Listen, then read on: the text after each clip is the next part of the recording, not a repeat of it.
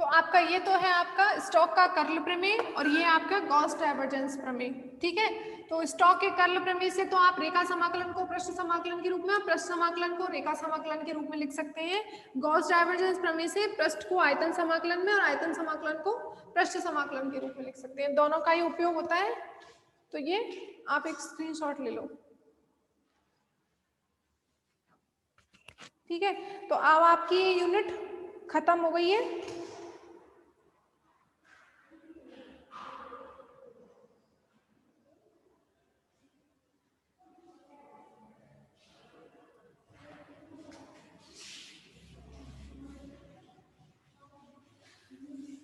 अब मैंने इस सदिश क्षेत्र के कर्ल का भौतिक अर्थ तो आपको बता दिया था। भौतिक अर्थ में क्या था?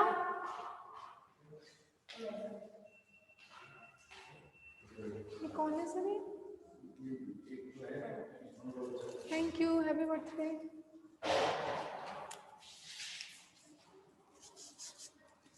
भौतिक अर्थ में क्या था? किसी भी कर्ल सदिश का कर्ल ए वेक्टर क्या है आपका, जैसे धनात्मक आता है कर्ल ए वेक्टर द्रव का प्रवाह, ऐसे करके मैंने आपको एक एग्जांपल बताया था। तो कर्ल का सीधा संबंध किससे होता है? घूर्णन से होता है, ठीक है। तो यदि कर्ल किसी सदिश के कर्ल का मान एक परिमित मान आता है या धनात्मक मान आता है तो वो सदिश कैसे कहलाता है? यदि धनात्मक या परिमित मान आता है तो उस सदिश को हम क्या बोल सकते हैं? घूर्णी सदिश बोल सकते हैं, ठीक है। किसी भी सदिश का यदि आपको कर्ल का मान जो है धनात्मक या परिमित मान आता है तो आप उसको क्या बोल सकते हैं? घूर्णी सदिश बोल सकते हैं, ठीक है। तो जैसे आपको कोई भी सदिश दे देगा, क्वेश्चन में ऐसे आ सकता है, कोई सदिश दे देगा और आपसे पूछेगा क्या ये सदिश घूर्णी सदिश है, तो आपको क्या करना है? उसका कर्ल ऑफ ए, जो भी सदिश देगा उसका कर्ल निकालना है। फॉर्मूला मैंने बताया हुआ है, कार्तीय निर्देशांकों में जो आपको कर्ल का सारणिक वाला फॉर्मूला था वो आपको वहां से आपको कर्ल का वैल्यू निकालना है। यदि कर्ल का वैल्यू 0 आता है, यदि उस सदिश के कर्ल का वैल्यू आपको 0 आता है तो वो सदिश कैसा होगा? इसका मतलब उस सदिश का कर्ल नहीं हो रहा है, घूर्णन नहीं हो रहा है, तो वो सदिश कैसा कहलाएगा? अघूर्णी सदिश कहलाएगा, ठीक है। वो सदिश कैसा होगा? अघूर्णी सदिश होगा। ये दोनों चीजें आप दिमाग में रखो कि आपसे ऐसे क्वेश्चन में कोई सदिश दिया हुआ है और पूछा है ये सदिश घूर्णी है या अघूर्णी है, तो उसके लिए आपको उसका कर्ल ऑफ ए वेक्टर जो भी दिया हुआ है सदिश कर्ल निकालना है। वैल्यू यदि 0 आ जाती है तो आपको लिखना है वो सदिश अघूर्णी है, और वैल्यू यदि आपकी कोई पॉजिटिव वैल्यू या परिमित मान आता है तो वो सदिश कैसा होगा? घूर्णी सदिश होगा, ठीक है। दूसरा, एक तो ये हो गया। दूसरी चीज आपको मैंने बताई हुई है परिनालिकीय सदिश। परिनालिकीय सदिश, परिनालिकीय सदिश आपको कोई सदिश दे देगा, पूछेगा क्या ये सदिश परिनालिकीय सदिश है, तो परिनालिकीय सदिश है या नहीं इसके लिए क्या करते हैं? बताया हुआ है, उस सदिश का क्या निकालते हैं आप? डाइवर्जेंस निकालते हैं। यदि डाइवर्जेंस ऑफ ए वेक्टर क्या है आपका? 0 आ जाता है सदिश का, यदि डाइवर्जेंस 0 होता है तो वो सदिश कैसा होगा? परिनालिकीय सदिश होगा, ठीक है। ये चीज आपको ध्यान रखनी है, कई बार यहाँ से भी क्वेश्चन पूछ लेते हैं। हाँ, तुम लोगों को आज नोट्स, क्या बोले मैम, आज नोट्स मिल जाएंगे कॉलेज से आके। आज नोट्स ले जाना, आज नहीं कल ले जाना तुम लोग, ठीक है। आज मैं दे दूंगी सर, कॉपी करवा देंगे, कल ले जाना, ठीक है। ये चीज आप एक स्क्रीनशॉट ले लो, इसको ध्यान रखना है।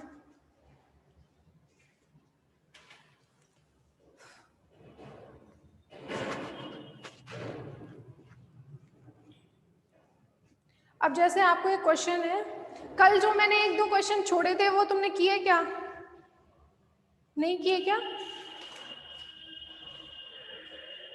Curl of A vector cross R vector, ये कैलकुलेट किया क्या आपने? इसकी वैल्यू कितनी आई? किसी ने नहीं किया, इसका मतलब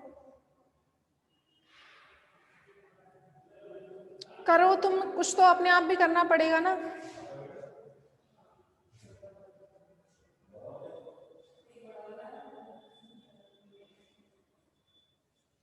अब एक क्वेश्चन है जो आया हुआ है, ये घूर्णी और परिनालिकीय पर डिपेंडेंट है। देखो,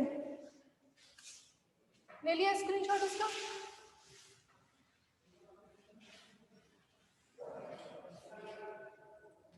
आपको दिया हुआ है यदि ए वेक्टर तथा बी वेक्टर दो अघूर्णी सदिश हैं,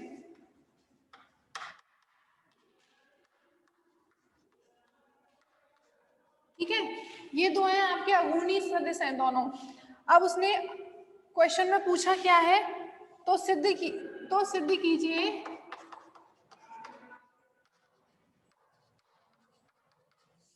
ए क्रॉस बी एक परिनालिकीय सदिश होगा।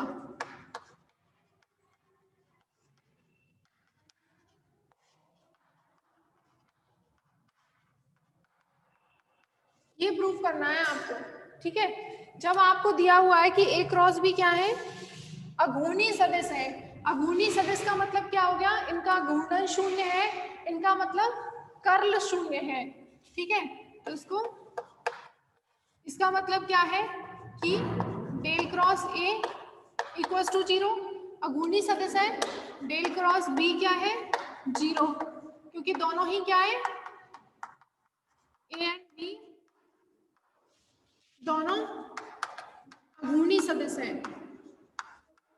अघूर्णी सदिश की कंडीशन क्या है कि उनका कर्ल क्या होता है, शून्य होता है। अब निकालना क्या है आपको कि सिद्ध कीजिए ए क्रॉस बी एक परिनालिकीय सदिश है। तो ए क्रॉस बी परिनालिकीय सदिश की क्या कंडीशन होती है कि उसका डाइवर्जेंस शून्य होता है। तो आपको क्या निकालना है, divergence of A cross B, divergence of A cross B निकालना है आपको, ठीक है। तो निकालो, क्या परिनालिकीय सदिश आता है कि नहीं है।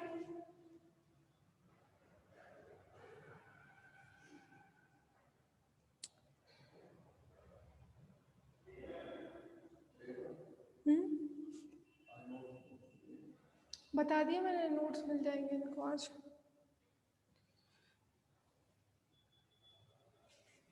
इसको देखो क्या लिख सकते हैं आप, डाइवर्जेंस का मतलब क्या होता है, del dot A cross B.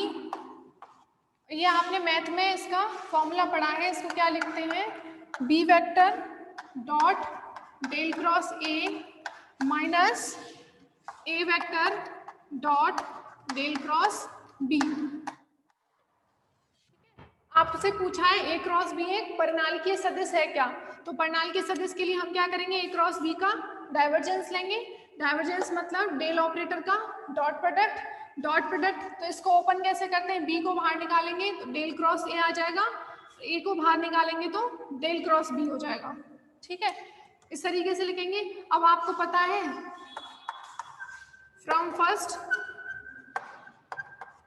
First क्या है, डेल क्रॉस ए 0 है और डेल क्रॉस बी 0 है, क्योंकि ए और बी दोनों अघूर्णी सदिश है। तो इसका मतलब divergence of A cross B कितना है आपका, 0 आ जाएगा। तो ये सिद्ध हो गया कि आपका ए क्रॉस बी क्या है, एक परिनालिकीय सदिश है।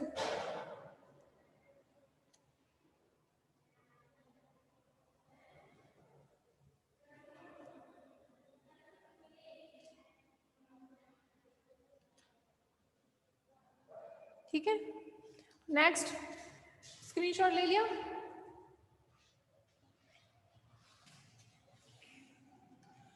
टाइम आज कम ही है तो 2-3 1-2 न्यूमेरिकल और कर लो, कल से नेक्स्ट नई यूनिट स्टार्ट करेंगे।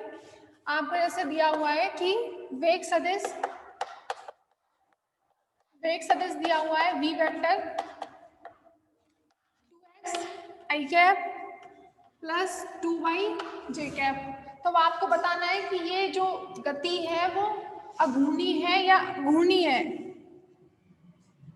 तो आप क्या करेंगे, इसका क्या निकालेंगे, गति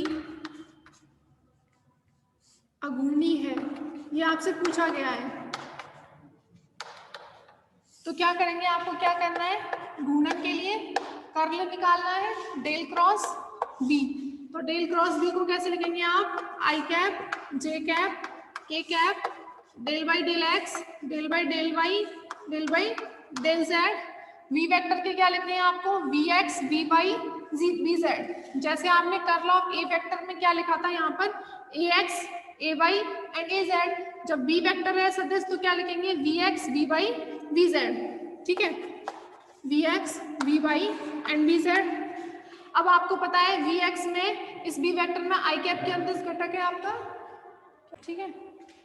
तो यहाँ पर वी एक्स क्या है, आई वी वेक्टर का आई कैप के अंदर घटक क्या होगा, वी एक्स आपका 2x हो जाएगा। वी वेक्टर का जे कैप के अंदर घटक डी वाई कितना है आपका 2y, और वी जेड यहाँ पर गिवन ही नहीं है तो आप वी जेड को क्या लिख लेंगे, 0 है, ठीक है। अब इसको सॉल्व कर लो, आपको सॉल्व करना आता है। किसी भी डिटर्मिनेंट को कैसे सॉल्व करते हैं, आई कैप ले लेंगे, 0 माइनस 0 ही आएगा। जे कैप लेंगे तो x का 0 हो जाएगा, डेल ओवर डेल z ये भी 0 हो जाएगा, प्लस के कैप x के रेस्पेक्ट में y का 0 ये भी 0। ये आपका डेल क्रॉस भी क्या आ रहा है, 0। जब कर्ल आपका 0 आ रहा है इसका मतलब क्या है, बी वेक्टर अघूर्णी सदिश है। बी वेक्टर कैसा सदिश है, अघूर्णी सदिश है, ठीक है। तो आपको ये चीज क्लियर हो गई, कब सदिश घूर्णी होगा, अघूर्णी होगा और परिनालिकीय होगा, ये क्लियर है ना। तो अब ये न्यूमेरिकल,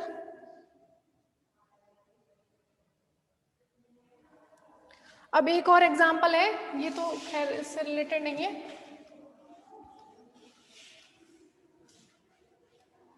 आपको विद्युत क्षेत्र दिया हुआ है ई वेक्टर, विद्युत क्षेत्र ई वेक्टर दिया हुआ है i cap plus 2j cap plus 3k cap, ठीक है। एक समान विद्युत क्षेत्र दिया हुआ है, नहीं सॉरी ये विद्युत क्षेत्र नहीं है, ये आपका पृष्ठ, ठीक है। और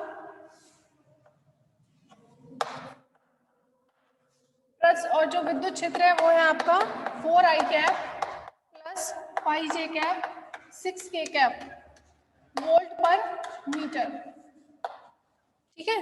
तो एक पृष्ठ है, उसको किसी समविद्युत क्षेत्र ई वेक्टर में रखा गया है, तो पृष्ठ से निर्गत क्या निकालना है आपको, विद्युत फ्लक्स। तो पृष्ठ से निर्गत विद्युत फ्लक्स,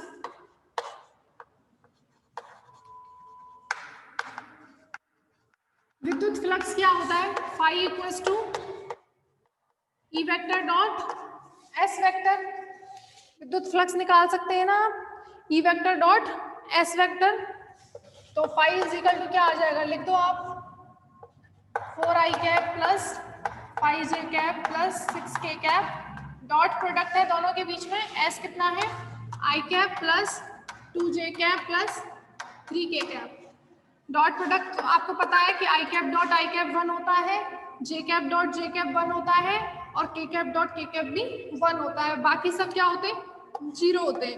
तो 4 से मल्टीप्लाई कर दो, 4 into 1 plus 5 into 2 6 into 3, total आ जाएगा आपका फ्लक्स 32 वोल्ट मीटर।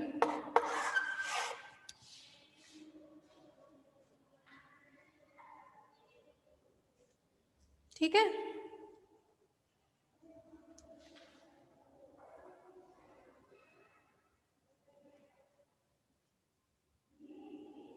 एक गॉस के नियम पर है एक क्वेश्चन, गॉस का नियम उस पर रिलेटेड है।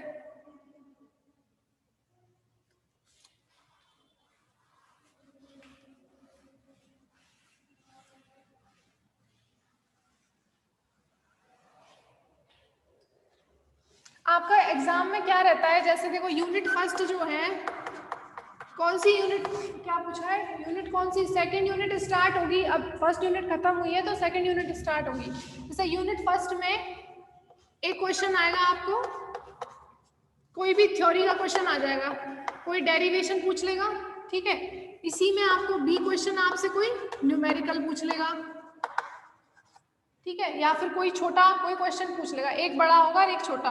अथवा में क्या होगा, दूसरा एक क्वेश्चन होगा थ्योरी वाला और बी जो है आपका एक न्यूमेरिकल हो सकता है, या फिर कोई छोटा परिभाषा हो सकती है। ठीक है, तो इस तरीके से होगा आपका पैटर्न किसी भी यूनिट का। अथवा में क्वेश्चन आएंगे, आपको कोई एक करना होता है, चॉइस मिलेगी आपको, कोई एक करना है आपको।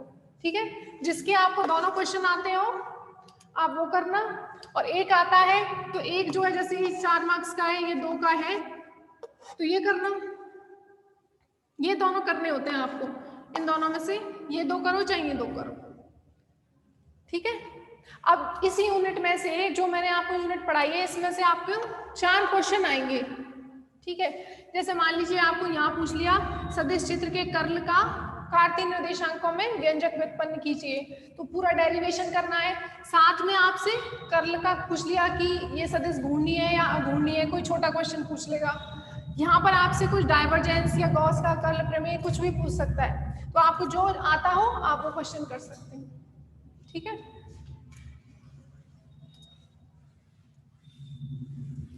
अथवा में होगा कोई भी एक कर सकते हैं आपकी। अच्छा, एक क्वेश्चन है 2 माइक्रोकूलाम चार्ज है, 2 माइक्रोकूलाम का आवेश एक घन के केंद्र पर स्थित है, घन के केंद्र पर स्थित है। ठीक है, तो आपको क्या निकालना है, घन के प्रत्येक फलक से निर्गत, घन के प्रत्येक फलक से निर्गत विद्युत फ्लक्स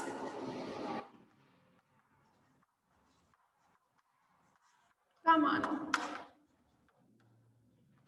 ठीक है, चार्ज दिया हुआ आपको 2 माइक्रोकूलाम का। अब वो क्या है, आपके घन के केंद्र पर स्थित है, ये कोई घन है जैसे,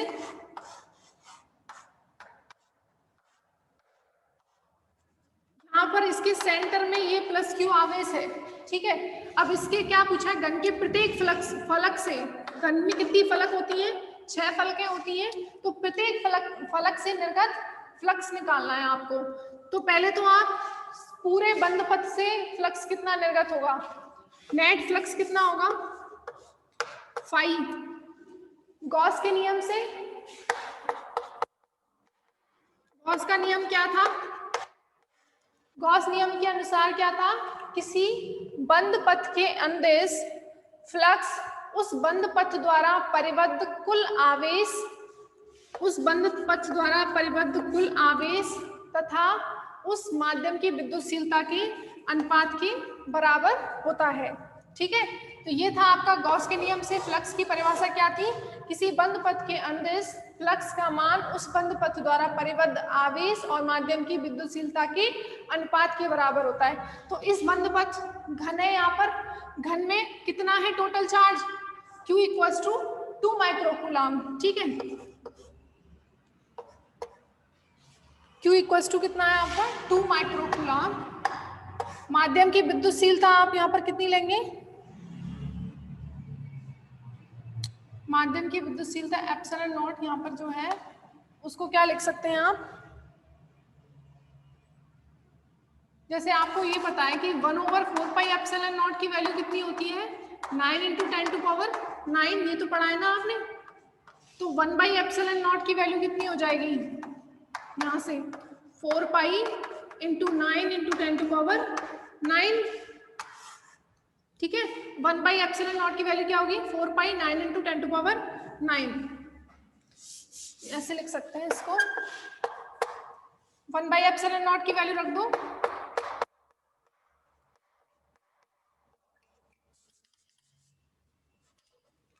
और चार्ज कितना है आपका 2 माइक्रोकूलाम। तो माइक्रो को क्या लिख सकते हैं 10⁻⁶। ठीक है, तो पाई इक्वल्स टू कितना हो जाएगा यहाँ से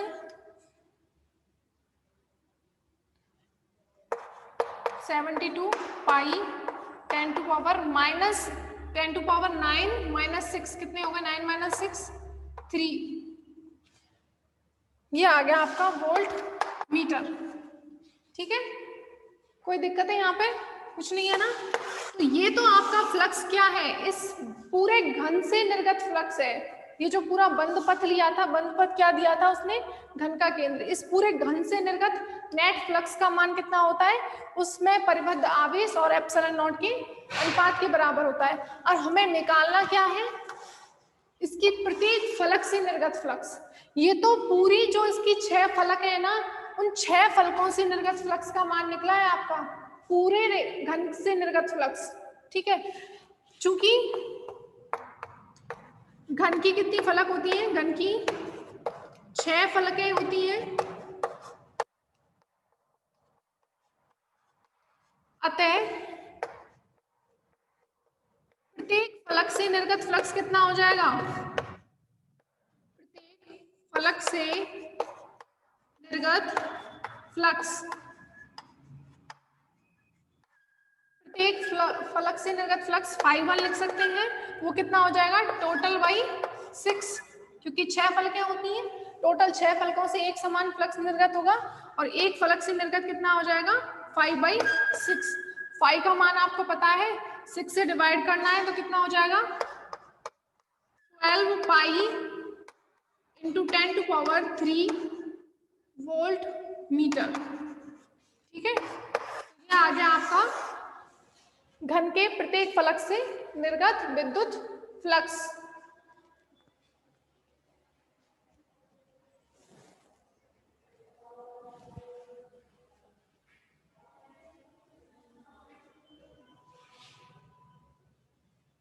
ये जो तुम आज नए आए हो कोई क्लास में, पहले तो अपना सही नाम लिखो, जो तुम्हारा नाम है। पता नहीं क्या लिख रखा है।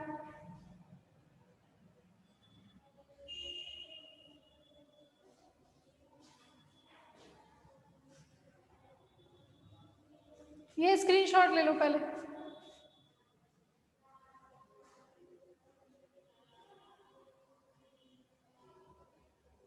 तो सही नाम क्यों नहीं लिख रखा तुमने?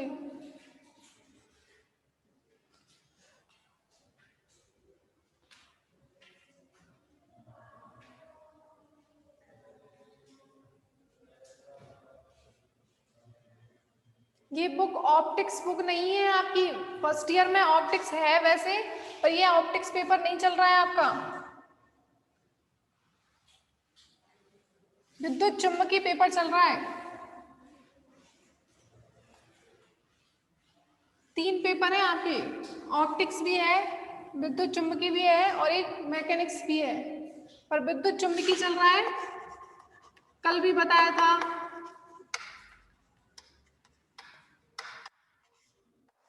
बुक चाहिए तो CBH एडिशन की बुक ले आना, नहीं तो कल नोट्स ले जाना तुम। आराम से अब छुट्टियों में पढ़ लेना पूरा, 1 यूनिट कंप्लीट हो गई है। कोई भी दिक्कत हो तो फिर पूछ लेना, ठीक है?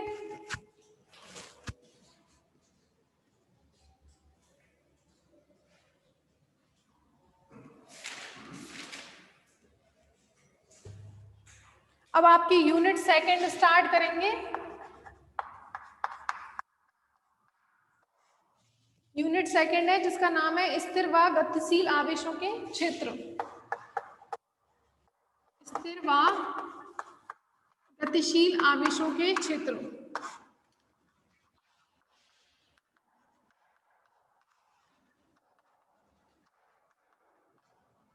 ठीक है, ये इसमें से बहुत कुछ आपने पढ़ा हुआ है तो समझने में ज्यादा दिक्कत नहीं आएगी। जैसे स्थिर आवेश होगा तो उसका अपना एक क्षेत्र होता है। कोई भी आवेश है Q, इसका क्या है? अपना एक क्षेत्र होता है, जिसमें आप किसी परीक्षण आवेश को लाने पर वो क्या है? कूलाम आकर्षण या प्रतिकर्षण बल का अनुभव करता है। तो स्थिर आवेश का क्या होता है? अपना एक विद्युत क्षेत्र उत्पन्न होता है। और यही आवेश जब गतिमान अवस्था में होता है तो क्या होगा? कोई भी आवेश है गतिमान अवस्था में होगा तो उसका क्या है? धारा उत्पन्न होगी, क्योंकि धारा बराबर क्या होता है? आवेश बटे समय। समय के साथ आवेश क्या है? गति कर रहा है, तो धारा उत्पन्न होती है, और धारा से क्या होगा? चुंबकीय क्षेत्र उत्पन्न होता है। ठीक है, तो विद्युत और स्थिर और गतिशील आवेशों के क्षेत्र, तो स्थिर आवेश के कारण क्या है, विद्युत क्षेत्र उत्पन्न होगा, और यही वही आवेश यदि गतिशील अवस्था में होगा तो गतिशील आवेशों से क्या है, चुंबकीय क्षेत्र उत्पन्न होगा। तो ये हम पढ़ेंगे नेक्स्ट अब अपनी क्लास में, विद्युत एवं चुंबकीय क्षेत्र।